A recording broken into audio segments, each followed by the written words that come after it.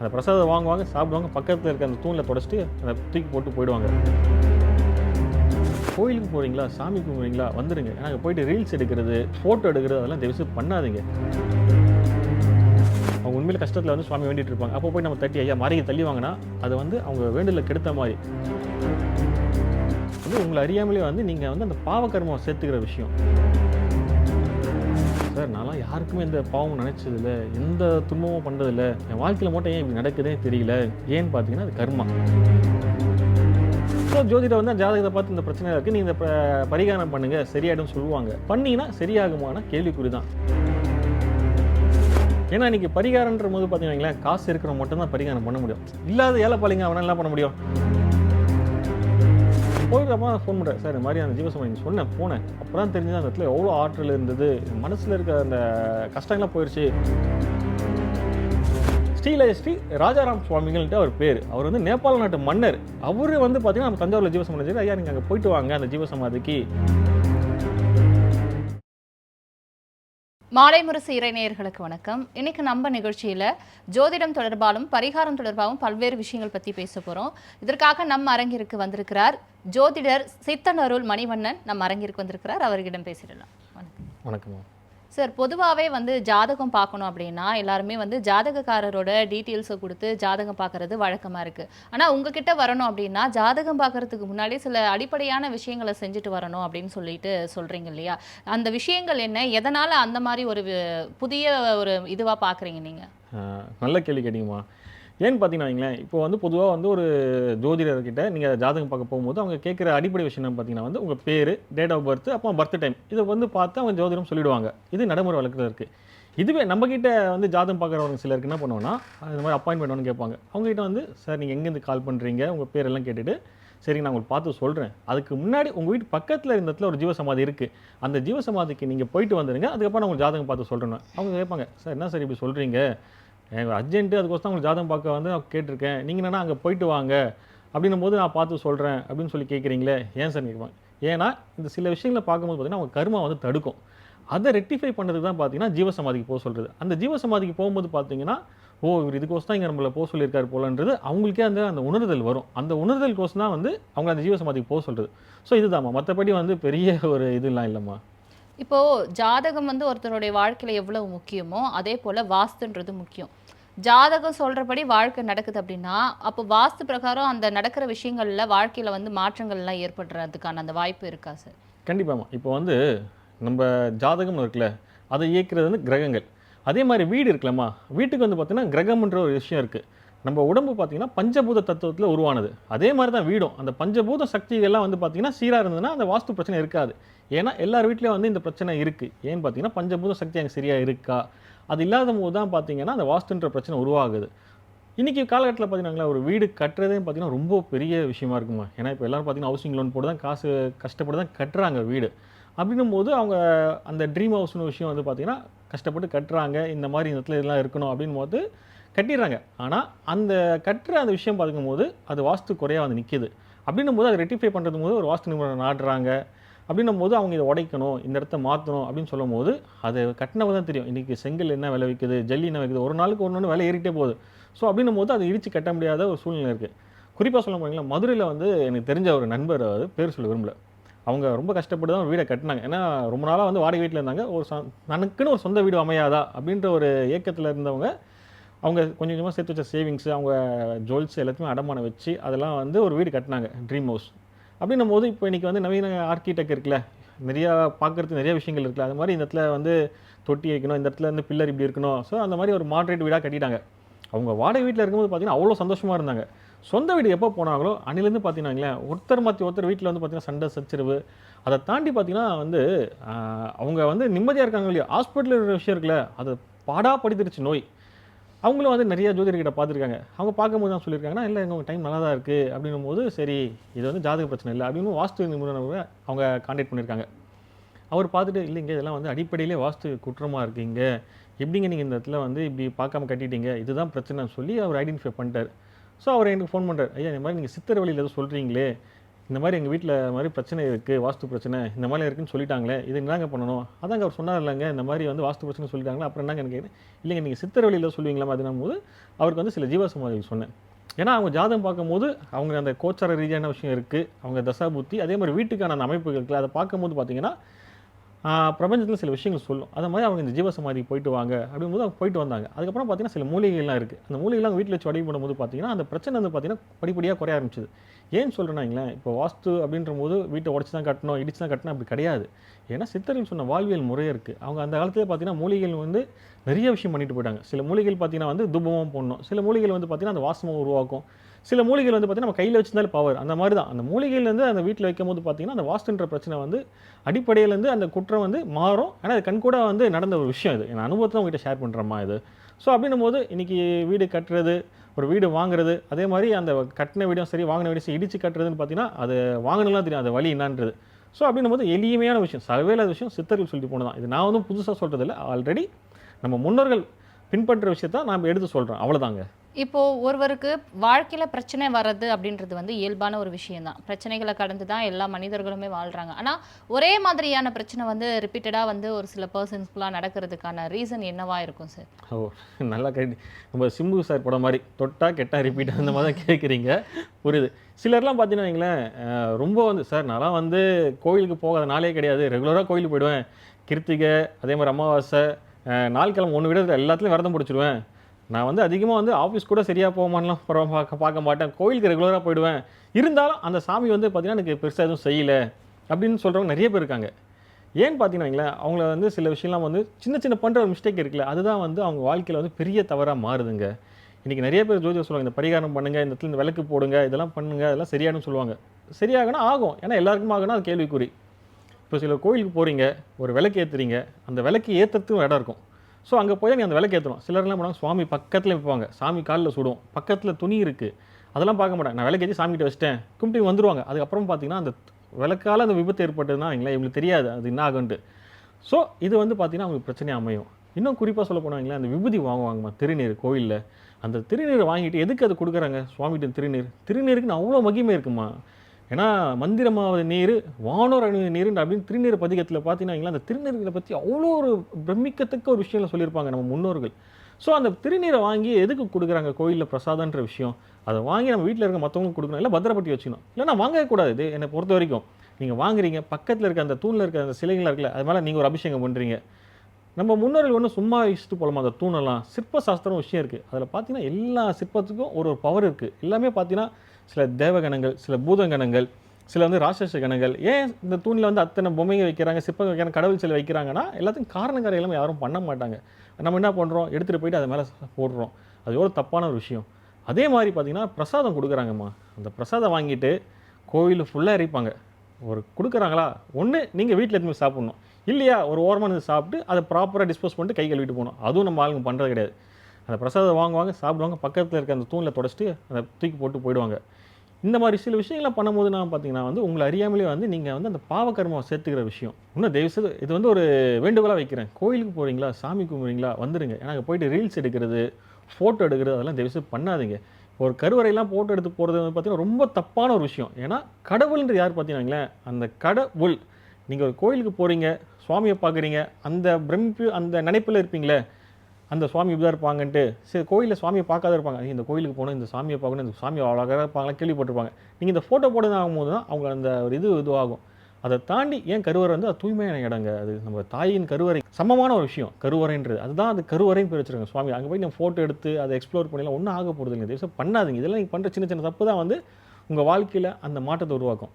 குறிப்பாக ஒரு விஷயங்க, இப்போ கோயிலுக்கு போகிறீங்களா, கூட்டமாக இருக்கா, சாமி கும்பிட்டுருக்காங்களா, சாமி மறைக்குது தள்ளுன்னு சொல்லாதீங்க யாரையும். கடவுளை வந்து பார்த்தீங்கன்னா நம்ம சாமியை பார்க்கும்போது ஒரு சின்ன ஃப்ராக்ஷன் ஆஃப் செகண்ட்ஸில் பார்க்குறோமா, ஒரு ஃபோட்டோ எடுக்கிறோம், அந்த மாதிரி தான் நம்ம கண்ணை முன்னே அந்த படம் வந்து நம்ம முன்னாடி நிற்கணும், சாமியோட படம். அதுதான் வந்து உண்மையான பக்தி.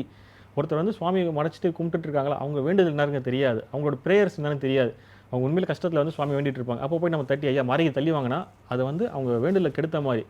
இதெல்லாம் வந்து நம்ம அறியாமல் செய்கிற ஒரு பாவத்தோட கணக்கு தான்மா இது. இதனால தான் பார்த்தீங்கன்னா நிறைய பேர் சொல்லுவாங்க, நான் கோயிலுக்கு நான் ரெகுலராக தான் போகிறேன், அந்த சாமி எனக்கு எதுவும் செய்யறது இல்லை. ஏன்னா காரணம் பார்த்தீங்கன்னா இந்த மாதிரி சின்ன சின்ன விஷயங்கள் தான் பார்த்தீங்கன்னா வந்து அது நாளைக்கு பார்த்தீங்கன்னா அவங்க தலைமுறையை பாதிக்கிற அளவுக்கு பெரிய விஷயமா கொண்டு போய் விட்டுருது. சிலர்லாம் பார்த்தீங்கன்னா வந்து தானத்தில் இருப்பாங்க. கோயில சுத்துறவங்க சுத்துவாங்க. கால்ல தட்டுப்பட்டு போவோம். ஒரு உட்காந்துருக்காங்களே எதுக்கோசம் உட்காந்துருக்காங்க, அவங்க என்ன பண்ணுறாங்கன்னு கிடையாது. அப்படியே இடிச்சுட்டு போயிட்டே இருக்கிறது. இன்னும் குறிப்பாக இந்த பெண்கள் தான். தயவுசெய்து வந்து கோயிலுக்கு போகிறீங்களா, அடுத்தவங்க வீட்டு விஷயத்த பேசாதீங்க. ஏன்னா ஒருத்தவங்க வந்து அமைதியாக இருக்கிற ஒரு இடம் பார்த்தீங்கன்னா வைங்களேன், என்டர்டைன்மெண்ட்டுக்கு 1000 இடம் இருக்குது. அமைதிக்கு, மன அமைதிக்கு கோயில் மட்டும்தான். அங்கே போனீங்கன்னா மற்ற விஷயம் பேசுங்க. நிம்மதியாக சுவாமியை பாருங்கள், சுவாமியை வேண்டிக்கோங்க. நல்லா வந்து மனசார சைலண்ட்டாக அனுபவிங்க. உட்காந்து தானம் பண்ணுங்கள். அதை மட்டும் பண்ணுங்கள் கோயிலில். அதை தாண்டி நீங்கள் பண்ணுற சில விஷயங்கள் தான் வந்து ஒரு விஷயம் உங்கள் வாழ்க்கையில் வந்து அந்த சங்கடங்களை திருப்பி திருப்பி திருப்பி உருவாக்குறதுக்கான காரணமே இதுதான். இதை மட்டும் சரி பண்ணாலே போதும், நிறைய விஷயம் வாழ்க்கையில் மாறும்மா. இப்போ வந்து பொதுவாவே வந்து நம்ம ஜாதகம் பார்க்குறோம், ஏதாச்சும் தோஷங்கள் இருக்கு அப்படின்னா பரிகாரம் செய்வோம் இல்லையா? உண்மையாலே வந்து அந்த பரிகாரங்கள்லாம் வந்து விதிய மாற்றக்கூடிய ஒரு சக்தி வாய்ந்த ஒரு விஷயமா இருக்கா சார்? சத்தியமாக கிடையாதும்மா. ஏன் சொல்கிற போனால் வைங்களேன், இப்போ நீ ஒரு பரிகாரம் பண்ணுறீங்க. அந்த பரிகாரம் பண்ணால் அந்த விஷயம் வந்து உங்களுக்கு வந்து போயிடணும். பரிகாரம் நிறைய பேர் பார்த்துக்கிறேன் பார்க்க வரவங்களாம், சார் இந்த மாதிரி வந்து நான் பரிகாரம் பண்ணிட்டேன், இந்த பரிகாரம் பண்ணிட்டேன், அந்த பரிகாரம் பண்ணிட்டேன், இதுக்கு இவ்வளோ செலவு பண்ணி பண்ணேங்க. ஆனால் என் லைஃப்பில் எதுவுமே நடக்கல. குறிப்பாக சொல்ல போனாங்களேன், இந்த 90 கிட்ஸு ராகு கேது தோஷன்ட்டு காலாஸ்திரி அந்த மாதிரி நிறைய கோயிலுக்கு போகிறேன். நான் கோயிலுக்கு போகிற தப்பு சொல்லலை. இந்த பரிகாரன்ற பேரில் நிறைய விஷயம் பார்த்தீங்கன்னா சிலர்லாம் பார்த்தீங்கன்னா ஒருத்தர் வந்து, சார் உங்ககிட்ட சொல்கிறது தப்பு இல்லை சார், வைக்கத்தொட்டு சொல்கிறேன், நான் ஒரு லோன் போட்டு ஒரு பரிகாரம் பண்ணேன் சார், இந்த மாதிரி ஒரு ஜோதிடர் சொன்னார், அதனால் அந்த லோனை போட்டு அந்த பரிகாரம் பண்ண சரியாயிடும் சொல்லி சொன்னேன் சார். பாவம் சிரிக்கக்கூடாது. அதனால் லோன்லாம் போட்டு நீங்கள் பரிகாரம் பண்ணுறாங்க, அதெல்லாம் வந்து அவங்களுக்கு சரியாகுதா அப்படின்னு போது ஒரு கொஸ்டின் மார்க் இருக்குல்ல. இதுக்கு தான்மா சித்தர்களை வந்து அழகாக சொல்லிட்டு போயிட்டாங்க அவங்க விஷயம். இப்போ உங்கள் ஜாதகம் பார்க்கும்போது பார்த்தீங்கன்னா சில விஷயம் உணர்த்தும். அது பிரபஞ்சத்தில் வர மறைப்பொருள் அது. அது ஜாதகம் பார்க்கும்போது தான் தெரியும். அப்படின்னும் போது நீங்கள் இந்த சித்தர்கள் ஜீவ சமாதிக்கு போங்க. அங்கே ரெகுலராக போக போக உங்கள் பிரச்சனை தீரும். இந்த பரிகாரன்ற விஷயம் பார்த்தீங்கன்னா, இப்போ உங்கள் லைஃப்பில் வந்து ஒரு விஷயம் நடக்குது. அந்த நடக்கிறது வந்து தடையாக இருக்கிறது தான் அந்த விஷயத்தை வந்து நீங்கள் மாற்றி அமைக்க தான் பரிகாரம். குறிப்பாக சொல்ல போனால் லஞ்சம் மாதிரி தான். நீங்கள் லஞ்சம் கொடுத்தா சரி பண்ணிடுறீங்க, நாளைக்கு எப்படினாலும் மாட்டிப்பீங்களே. அந்த வாழ்க்கையில் நடக்காமல் இருக்கிறது தான் அந்த பரிகாரம் பண்ணால் சரியாகணும். ஆனால் லைஃப்பில் நடக்கும் அது. நீங்கள் அந்த முன்னாடி கேட்டப்போ அந்த லூப் ஹோல் தான். இது தடுக்கிறதுக்கான ஒரே விஷயம் பார்த்தீங்கன்னா வந்து சித்தர்கள் கிட்ட மட்டும்தான். ஏன்னா நீ சித்தர்கள் ஜீவ சமாதிக்கு போக போக போக என்ன ஆகுன்னு பார்த்தீங்கன்னா, உங்கள் ஜாதகம் கட்டம் இருக்குல்ல, அது வேலை செய்யாமல் போயிடும். ஏன்னா சித்தர்களால் மட்டும்தான் பார்த்தீங்கன்னா இந்த இயற்கைக்கு அப்பாற்பட்டவங்க, அந்த கிரகங்களே கட்டுப்படுத்தக்கூடிய சக்தி பார்த்தீங்கன்னா சித்தர்கள் இருக்குது. ஏன்னா தெய்வம் கோயிலுக்கு போனால் எல்லாம் நடக்குமா வேதாளம் பேசலாம். சுவாமிகளை பார்த்தீங்கன்னா நவகிரகங்களுக்கு இதுக்கு கட்டுப்பட்டது தான். ஆனால் சித்தர்கள் அப்படி கிடையாது. குறிப்பாக வந்து பார்த்தீங்கன்னா பரிகாரம் போது சிலர்லாம் சொல்லுவாங்க, நீங்கள் இந்த நவகிரக கோயிலுக்கு போங்க, இந்த நவகிரக கோயிலுக்கு போகணும். மற்ற ஜோதிடர் சொல்கிறார். ஒருத்தர் என்ன கேள்வி கேட்டார், சார் நீங்கள் வந்து சித்தர் கோயில் போன்றீங்க, என்னோட ஜோதிடர் வந்து பார்த்தீங்கன்னா இந்த நவகிரக கோயிலுக்கு போங்க, இந்த கோயிலுக்கு போங்க, அப்படி தான் உங்களுக்கு வந்து இந்த கிரகங்களோட பிரச்சனை தீரும் சொல்லி சொல்கிறாங்க. நீங்க சார் இந்த ஜீவசமாதிக்கு போங்க பிரச்சனை தீர்ந்துன்னு சொல்லி அவர் சண்டைக்கு வந்துட்டார். ஐயா நீங்கள் சொல்கிறது கரெக்டு, நீங்கள் போயிருப்பீங்க பிரச்சனை தீர்ந்துதா அப்படின்னு கேட்கும்போது, இல்லைங்க நீங்கள் ஒரு தடவை போயிட்டு வாங்க இந்த ஜீவசமாதிக்கு அப்படின்னும் போது அவர் சரிங்க நீங்கள் சொல்கிறீங்க போனார். போயிட்டப்பா ஃபோன் பண்ணுறேன், சார் இந்த மாதிரி அந்த ஜீவசமாதி நீங்கள் சொன்னேன் போனேன், அப்போ தான் தெரிஞ்சது அந்த இடத்துல எவ்வளோ ஆற்றல் இருந்தது, என் மனசில் இருக்க அந்த கஷ்டங்கள்லாம் போயிடுச்சு. அதுக்கப்புறம் பார்த்தீங்கன்னா எனக்கு ஒரு சில விஷயம்லாம் நடக்க வேண்டியது, அந்த போய் உட்காந்து ப்ரே பண்ணிட்டப்பறம் கொஞ்சம் நாளைக்கு பார்த்தீங்கன்னா எனக்கு ஒரு ஃபோன் வந்தது. நான் எந்த கோசம் ப்ரே பண்ணாலும் அந்த விஷயம் சக்ஸஸ்ஃபுல்லாக நடந்துருச்சு. நான் நிறையா கோயிலுக்கு போயிருக்கேன், நிறைய விஷயம் பண்ணியிருக்கேன். ஆனால் இந்த மாதிரி ஒரு மிராக்கிள் பார்த்தது இல்லை. நீங்கள் சொன்னீங்க அந்த சின்ன ஜீவசமாதி தாங்க, அந்த இடத்துல சின்ன அந்த ஊர் கிராமத்துக்குள்ளே தான் இருந்தது. நான் போகும்போது கூட பெருசாக வந்து ரொம்ப வந்து என்னடா இந்த இடத்துக்கு போக சொல்லிட்டாருன்னு வேண்ட விருப்பாக தான் போனேன். அங்கே போய் உட்காரும் போது தான் பார்த்தீங்கன்னா அதோட அந்த விஷயம் என்னன்னு புரிய வந்தது. ஏன்னா சித்தர்கள்லாம் லைவாக இருக்காங்கம்மாங்க. நம்ம போய் உட்காரும் போது நம்ம ஆன்மா அங்கே இருக்க அந்த பரமாத்மாவோட கனெக்ட் ஆகும் போது நம்மளுக்கான விஷயம் தெரியும். ஏன்னு சொல்ல வரேன்னா, நம்ம கர்மாவை கிளியர் பண்ணுற ஒரே இடம் பார்த்தீங்கன்னா ஜீவசமாதி மட்டும்தான். மற்றபடி நீங்கள் எவ்வளோ தான் செலவு பண்ணி கோடி கோடியாக செலவு பண்ணி தானங்கள் பண்ணாலும் சரி, இது பண்ணாலும் சரி, கர்மா கழியாது. சிலர்லாம் சொல்லியிருப்பாங்க, சார் நான்லாம் யாருக்குமே எந்த பாவமும் நினச்சதில்ல, எந்த துன்பமும் பண்ணுறதில்ல, என் வாழ்க்கையில் மட்டும் ஏன் இப்படி நடக்குதே தெரியல. ஏன்னு பார்த்தீங்கன்னா அது கர்மா. நீங்கள் முன் ஜென்மத்தில் பண்ணிட்டு வந்ததான் இப்போ இந்த ஜென்மத்தில் ஜாதகமாக அமையுது. ஸோ ஜோதிடர் வந்து ஜாதகத்தை பார்த்து இந்த பிரச்சனை இருக்குது, நீங்கள் இந்த பரிகாரம் பண்ணுங்கள் சரியாயிடும் சொல்லுவாங்க. பண்ணிங்கன்னா சரியாகுமானா கேள்விக்குறி தான். இப்போ 10 பேரில் ஒருத்தர் வந்து சரியாகும், மீதி இருக்குது சரியாகுது. ஏன்னா அந்த கர்மா வந்து உங்கள் விஷயத்தை மறைக்குது. அதனால மட்டும்தான் வந்து சித்தர்கள் ஜீவசமாதிக்கு போகும்போது அந்த கர்மாவை மாற்றுற சக்தி அங்கே தான் இருக்குன்னா, நான் அடிக்கடி சொல்கிற விஷயம் இது மட்டும்தான். ஜீவசமாதிக்கு போனால் அந்த விஷயம் உணரலாம். ஏன்னா நீங்கள் அங்கே போகும்போது தான் தெரியும், ஓ இங்கே இவ்வளோ பெரிய விஷயம் இருக்கா, இதெல்லாம் நம்ம தெரியாமல் போச்சு அப்படின்னு சொல்லி நிறைய பேர் வந்து சார் சொல்ல கேள்விப்பட்டிருக்கேம்மா. ஏன்னா வந்து நம்ம சொல்லி சொல்கிறவங்ககிட்ட இங்கே போகும்போது, இது எங்கள் வீட்டு பக்கத்தில் இருக்குது, நான் இதை தாண்டி தான் போவேன் வருவேன் அந்த ஜீவசமாதி, ஆனால் இதுக்குள்ளே வரைக்கும் போனதில்லை, நீங்கள் சொன்னனால உள்ளே போனேன் அப்படிங்கும்போது தான் அந்த இடத்துல அவ்வளோ விஷயங்கள் தெரிய வந்ததுன்ட்டு நிறைய பேர் சொல்லியிருக்காங்க இந்த மாதிரி.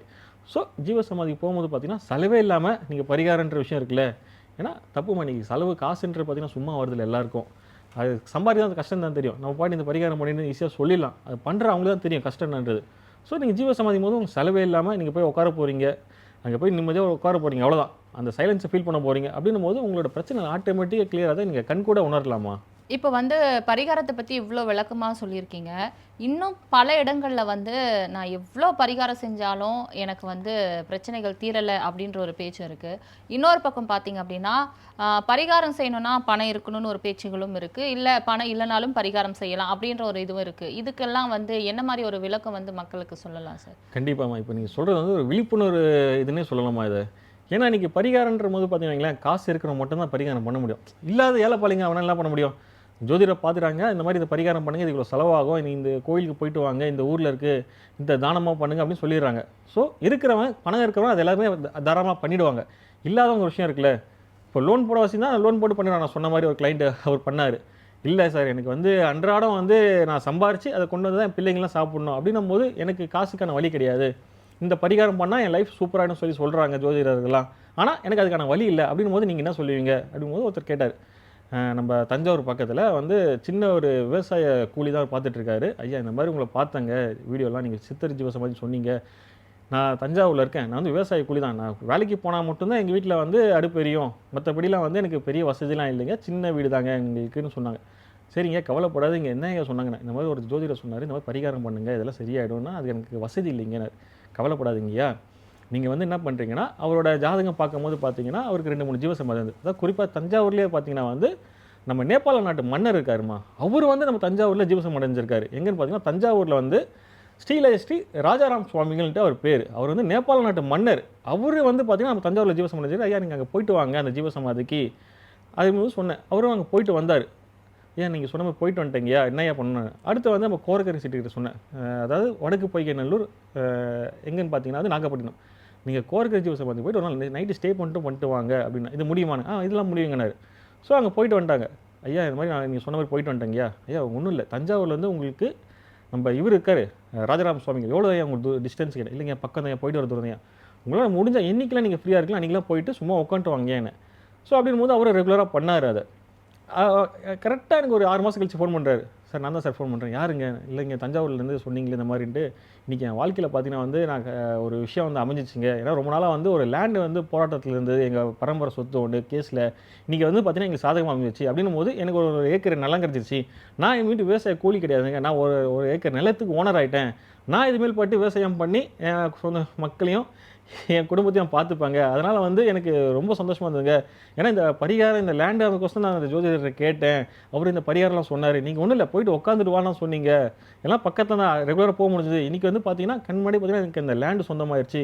இப்படின்னு சொல்றவங்க நெறைய பேர் இருந்தாங்கம்மா. ஏன்னா இது வந்து ஒரு எக்ஸாம்பிள் தான் சொல்றேன். இந்த மாரி பலன் அடைஞ்சவங்க நெறைய பேரு சித்தர் ஜீவசமாதிக்கு போய்.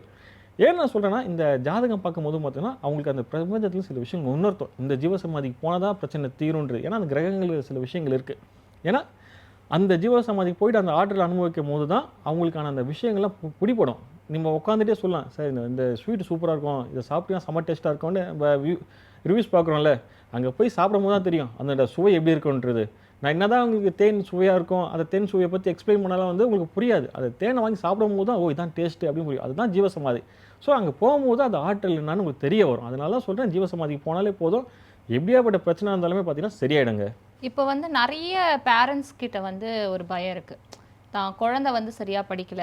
அதுக்கு வந்து ஜாதகத்துல வந்து காரணத்த பார்க்க முடியுமா? அப்படின்ற ஒரு கேள்வி வந்து பொதுவாவே நெறைய பேர் கேட்குறாங்க இல்லையா? ஒரு நார்மல் ஹியூமன் பீயிங் அதாவது ஒரு கல்யாணத்துக்காக கேட்குற ஜாதகங்கள விட, இப்போ படிப்பு சம்மந்தமா இந்த மாரி கேட்கறது ரொம்ப அதிகமாவே இருக்கு இல்லையா? அந்த மாரி காரணத்த கண்டுபிடிக்க முடியுமா சார்? கண்டிப்பா. ஏன்னா ஜாதக ரீதியா பார்க்கும்போது பார்த்தீங்கன்னா 2ஆம் இடம், அதே மாரி பார்த்தீங்கன்னா 11ஆம் இடம், 12ஆம் இடம் இந்த மாரி வந்து 4ஆம் இடம் எல்லாம் இருக்கு. அதாவது அடிப்படை கல்வி, உயர்கல்வி, அப்புறமா ரிசர்ச் அந்த படிப்புலாம் நம்ம பார்க்கலாம் ஜாதக ரீதியா. ஸோ இதெல்லாம் வந்து பார்க்கும்போது சில ஜாதகத்துக்கு பார்த்தீங்கன்னா சூப்பரா இருக்கும். அப்படிங்கும்போது பையன் சூப்பரா ஆயிடுவான். நல்ல படிக்காத பையனா இருப்பான். சிலருக்கு பார்த்தீங்கன்னா பிரச்சனை இருக்கும். குறிப்பா சொல்ல போனா வைங்களேன், நம்ம கிளையண்ட் ஒருத்தர் வந்து ஈரோடு பக்கத்துலேருந்து ஃபோன் பண்ணாரு. சார் இந்த மாரி என் பெரிய பையன் நல்லா படிக்கிறான் சார். என் சின்ன பையன் பார்த்தீங்கன்னா ஒண்ணுமே பண்ண மாட்றான். இந்த மாரி வந்து பெரிய பையன் வந்து அவன் என்ன சொன்னாலும் சுட்டியா வந்து கற்பூரமா புடிச்சுப்பான். சின்ன பையன் வந்து பார்த்தீங்கன்னா, படிப்பு தானே அப்படியே மந்தமா இருக்கான் சார். ஏன்னா இவங்க தான் வந்து அடுத்து என் பிசினஸ கொண்டு போணும் அப்படின்னும்போது அவரு பெரிய ஆளு ஈரோட்ல. நல்லா தெரிஞ்ச ஒரு நபர் தான் அவரு. பேர் சொல்ல விரும்பல. ஸோ அப்படிங்கும்போது அந்த சின்ன பையன ஜாதகம் அனுப்பிச்சிருந்தாரு. ஸோ பார்க்கும்போது பார்த்தீங்கன்னா, சின்ன பையன் ஜாதகத்துல கொஞ்சம் பிரச்சனை இருந்தது. ஐயா இந்த மாரி பையன் படிப்புல விஷயம்லாம் இருக்குங்கன்னா, சார் நான் பெரிய பையன் ஜாதகம் அப்புறம் அதையும் பார்த்து சொல்லும்போது, பெரிய பையன் ஜாதகத்தில் பார்த்தீங்கன்னா சூப்பராக அந்த படிப்புக்கான அம்சம் எல்லாமே வந்து சார் பெரிய பையன் டாக்டர் வருவான் சார், நீங்கள் அவனுக்கு டாக்டருக்கான விஷயம் படி சொல்லிக் கொடுங்க, நீங்களே ட்ரெயின் பண்ணுங்கன்னா அவன் பெரிய டாக்டராக வருவான் அப்படின்னும் போது சார் ஆமாம் சார் இதுக்கு முன்னாடி ஒரு ஜோதிடம் பார்த்தேன் அவரு தான் சார் சொன்னார், நான் சின்ன பையனுக்கு மட்டும் பார்த்தீங்கன்னா பிரச்சனை இருக்குது சொல்லிட்டாரு அப்படின்னு. அதான் சார் பார்த்துருக்கேன் அப்படியே சார் என்கிட்ட கேட்குறீங்கன்னு. இல்லை சார் நீங்கள் வந்து சித்தர்கள் ஜீவசமாதி சொல்லுவீங்களா அதுக்கோசம் சார் உங்ககிட்ட கேட்டேன்னு அவர் எனக்கு கிராஸ் கொஸ்டின் பண்ணார். அப்போ தான் சரி சார் நீங்கள் பையனோட ஜாதகத்தில் பிரச்சனை இருக்குது, ஏன்னா ஜாதக ரீதியாக பார்த்தீங்கன்னா அந்த பையன் வந்து பெரிய ஷைன் பண்ண மாட்டான், நீங்கள் சித்தர்கிட்ட போங்கய்யா அந்த மாதிரி அவங்க பார்க்கும்போது அந்த தம்பிக்கு வந்து சில ஜீவசமாதிகள் வந்தது அவங்க ஊர் பக்கத்துலேயும். அதே மாதிரி பார்த்தீங்கன்னா பாம்பாடி சித்தர் ஜீவசமாதி, இன்னும் 2-3 ஜீவசமாதி வந்தது பக்கத்தில். இந்த ஜீவசமாதியில் போயிட்டு வாங்க, பையனை கூட்டு போயிட்டு வாங்க, எப்போல்லாம் ஸ்கூல் லீவ் விடுறாங்களோ எப்போல்லாம் நேரம் கிடைக்கும் அதெல்லாம் அங்கே ரெகுலராக போங்க சார் அப்படின் போது பையனோட படிப்பில் வந்து ஆட்டோமேட்டிக்காக வந்து மாறும் அப்படின்னு. சார் இதான் சார் இதான் நான் ஆமாம் சார் இதுதான் சார் வேறு எதுனா எதிர்பார்க்கீங்க? இல்லை சார் இதுக்கு முன்னாடி பார்த்த ஒரு ஜோதிடம் வந்து இதுக்கு வந்து இந்த பரிகாரம்லாம் பண்ணால் பையன் நல்லா படிப்பான், இந்த மாதிரி ஒரு எந்திரம் மாதிரி விஷயம்லாம் இருக்குது, பிரமிடு மாதிரி சில விஷயம்லாம் இருக்குது, அதெல்லாம் வீட்டில் வாங்கி வைக்கணும், அதுக்கு இவ்வளோ செலவாகும் அப்படின்னு சொன்னாங்க. நீ என்ன சார் போயிட்டு ஜீவசமாதி போயிட்டு வா சரியாயிடும் சொல்லி அனுப்பிச்சி விட்றீங்க, என்னங்க இதுன்னா ஆமாங்க இதாங்க விஷயம், போயிட்டு வந்தால் சரியாகும், பையன் நல்லா படிப்பாங்கன்னாரு. சரி நீங்கள் ஏதோ சொல்கிறீங்க எனக்கு ஏதோ புரியுது, நான் ஒரு தடவை போயிட்டு வரேன் சார் அப்படின்னாரு. அவர் அதே மாதிரி பையனை கூட்டு ஒரு தடவை போயிட்டு வந்திருக்காரு. அதுக்கப்புறமா ஃபோன் கால்ஸ்லாம் நான் எதுவும் கேட்டுக்க மாட்டேன் யார்கிட்டயுமே, அடுத்து நான் போனீங்களான்ட்டு. அதே மாதிரி வந்து பையனுக்கு கோட்டையில் எக்ஸாம் வந்திருக்கு போல், அதில் இத்தனை நாளாக ஃபைல் அந்த பையன் அந்த எக்ஸாமில் பாஸ் பண்ணிட்டு இருக்கான். அப்போ ஃபோன் பண்ணார், சார் இந்த மாதிரி நான் தான் சார் பேசுகிறேன், யாருங்க இந்த பையன் 2வது பையன் சார் பாஸ் பண்ணிட்டான் சார் எக்ஸாமில், பாஸே பண்ண மாட்டேன் அந்த பையன், நீங்கள் சொல்லவும் ஜீவசமாதிலாம் போயிட்டு வந்தேன் பாஸ் பண்ணிட்டான் சார் ரொம்ப நன்றி சார். ஐயா நன்றி எனக்கு இல்லை, நீங்கள் போயிட்டு வந்தீங்க ஜீவசமாதி அங்கே தான் வந்து பையனுக்கான விஷயம் கிடச்சிது, நீங்கள் அவருக்கு நன்றி சொல்லுங்கள், நான் ஜஸ்ட் ஒரு மேப்பு தான் நேவிகேட்டர் தான், எனக்கு வந்து எதுவும் இல்லை, அவர்கிட்ட போய் நன்றி சொல்லுங்கள், ரெகுலராக பையனை அங்கே கூப்பிட்டு போங்க, நாளைக்கு பையன் பெரிய ஆளாக வருவான், உங்கள் பெரிய பையனோட இவன் பெரிய ஆளாக வருவான், ரொம்ப சந்தோஷங்க. இந்த மாதிரி நிறைய விஷயங்கள் இருக்குமா உதாரணத்துக்கு. ஏன்னா நான் ஏன்னு சொல்ல வரேங்களா, கான்சன்ட்ரேஷன் சில பசங்க இருக்காது. சிலர்லாம் பார்த்தீங்கன்னா எக்ஸாம் வரைக்கும் நல்லா படிப்பாங்க பசங்க, நீங்கள் எந்த கொஸ்டின் கேட்டால் டக்கு டக்குன்னு சொல்லுவாங்க, எக்ஸாம் பேப்பரில் போய் எழுதும்போது பார்த்தீங்கன்னா கோட்டை விட்டுருவாங்க. ஏன்னா கேட்டால் இல்லைம்மா மறந்துடுச்சு. குறிப்பாக சொல்ல போனாங்களேன் இந்த பசங்க இருக்காங்களே நல்லா படிப்பாங்க, நல்ல மார்க் வாங்குவாங்க, இந்த எக்ஸாம் டைமில் பார்த்தா ஏதாவது ஜுரம் வந்துடும், உடம்பு சரியாமல் வந்துடும், அந்த மாதிரிலாம் இருக்குது. ஸோ இதுக்கெல்லாம் பார்த்தீங்கன்னா சிம்பிள் ரெமெடி தாங்க, பெரிய பரிகாரம் செலவாங்க. பக்கத்தில் இருக்கிற ஜீவசமாதி போயிட்டு வாங்க, உங்கள் நியர்பையில் எங்கே ஜீவசமாதி இருக்கோ அங்கே குழந்தைய கூட்டு போங்க, அங்கே கொஞ்ச நேரம் உட்கார வைங்க. அப்படின்னும் போது அவங்களோட ஞாபக சக்தி ஆகட்டும், அந்த கான்சன்ட்ரேஷன் பவர் ஆகட்டும், அவங்க ஹெல்த்து ஆகட்டும் எல்லாமே இம்ப்ரூவ்மெண்ட் ஆகும். குறிப்பாக ஜாதகம் பார்த்து சொல்லும் போது பார்த்தீங்கன்னா அக்யூரஸாக இந்த ஜீவசமாதி தான் போகணும்னு சொல்லும் போது அவங்க அங்கே ரெகுலராக குழந்தைய கூட்டு போகனாங்கன்னா குழந்தையோட அந்த உடல் ஆகட்டும், அடுத்த ஃபியூச்சர் ஆகட்டும், அவங்களுக்கு வர அந்த மற்ற விஷயங்கள் எல்லாமே வந்து சக்ஸஸ்ஃபுல்லாக தான் நடக்குங்க. இப்போ பொதுவாகவே வந்து நீங்கள் பரிகாரம் செய்கிறத விட ஜீவசமாதிக்கு போகணுன்றது தான் அதிகமாக சொல்கிறீங்க இல்லையா? நிறைய பேர் வந்து இன்றைக்கி என் வீட்டில் தொடர்ந்து பிரச்சனை இருக்குது, அதுவும் இந்த பிளாக் மேஜிக் அந்த விஷயங்கள் பற்றிலாம் நிறைய பேர் வந்து கவலைப்படும் போது அவங்களாம் வந்து எந்த ஜீவசமாதியை தேடி போகிறது, அதுபோல் ஏதாச்சும் வழி இருக்கா சார்? கண்டிப்பாம்மா. ஏன்னா இன்றைக்கி வந்து பார்த்திங்கன்னா பாசிட்டிவ் விஷயங்களும் நெகட்டிவ் விஷயம் இருக்கும்ல. ஏன்னா ஒருத்தவங்களுக்கு பிடிக்கல, எனக்கு இது பண்ணலை, இன்றைக்கி வந்து சண்டைக்காரன் போகும்போது ஒரு தப்பான விஷயம் பண்ணிடுறாங்க. தயவுசெய்து ஒரு வேண்டுகோளாக எடுத்துக்கிறேன், இன்றைக்கி ஒரு விஷயம் நீங்கள் பண்ணிங்கன்னா நாளைக்கு அதே விஷயம் உங்களுக்கு பாதிப்பு உண்டாக்கும். நியூட்டன்ஸ் 3rd law தான், ஒரு வினைக்கு எதிர்வினை உண்டு. அதனால் தயவுசெய்து யாரும் தப்பான விஷயத்தை பண்ணாதீங்க. ஏன்னா நீங்கள் நிறைய குடும்பம் பார்த்தீங்கன்னா இந்த பிளாக் மேஜிக் விஷயத்தெல்லாம் பார்த்தீங்கன்னா நிறைய பாதிப்பு உண்டாயிருக்குங்கம்மா. எனக்கு ஒருத்தவங்க வந்து பார்த்திங்கன்னா தெரிஞ்ச நபர் ஒருத்தவங்க, அவங்க வந்து பார்த்திங்கன்னா சென்னையில் தான் இருக்காங்க.